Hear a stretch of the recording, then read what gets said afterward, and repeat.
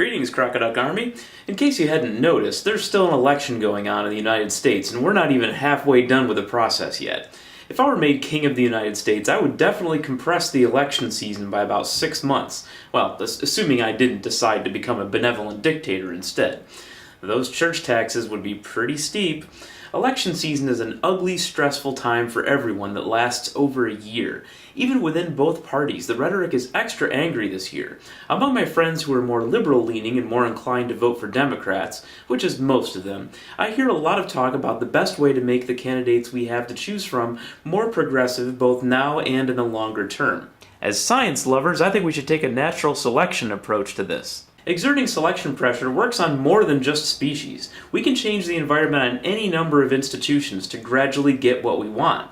The average church today is definitely more liberal than the average church was 20 years ago, in terms of being accepting of people who previously were marginalized, for any number of reasons, from sexuality to marital status to gender roles. That didn't happen because they changed any of the words in their holy book. They changed because people changed, and they wouldn't tolerate the same level of hatred on those issues that they used to. That's selection pressure, and in politics, the electorate, we the people, so to speak, is who provides that pressure. During the primary, you get some options, and you pick the one you like best. If your preferred primary candidate doesn't win, then you select the candidate closest to your views in the general election. There are also methods I do not recommend. Helping the side that is less close to your views win because your candidate didn't win in the primary is going to then select for the opposite of what you want long term.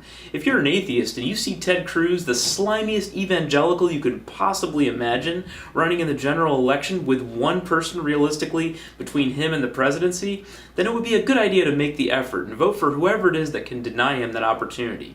If they can put up a guy like Cruz or an unabashed racist like Trump and win, where's the selection pressure for the Republican Party to put someone up who's less conservative or less awful next time? I hear a lot of revolutionary talk from people that often end with a statement that if Bernie doesn't win the primary, that they won't vote, or that they'll simply lose interest if the revolution doesn't go how they thought. That doesn't sound very revolutionary to me. Political movements don't get built in a day. And remember what happens to Bernie if the other party wins. Nothing. That's what happens. Bernie would then be merely a section on a wiki page about the primary of 2016. If your party wins, your favorite candidate may be in the cabinet, guiding policy on something important, or maybe vice president, exerting influence directly on the president. This argument should have merit unless you think that the second most powerful position in government is being a senator from Vermont. Bernie has definitely pushed Hillary to the left, and I hope he's made VP. That's how the entire electorate moves left. If one candidate doesn't work out, look for another in the next cycle that can manage to put those ideas into a better package. Don't fall for the cynicism of the political equivalent of hipsters, who say that the rest are all the same, and don't become one of those people who says that telling everyone what's on your mind is an admirable trait by itself, or someone who thinks that chaos is preferable to any other candidate, and end up voting for Trump. I'm not saying give up on revolutionary ideas, not by a long shot. In fact, I'm encouraging you to keep fighting for them, but do it in a way that will be effective.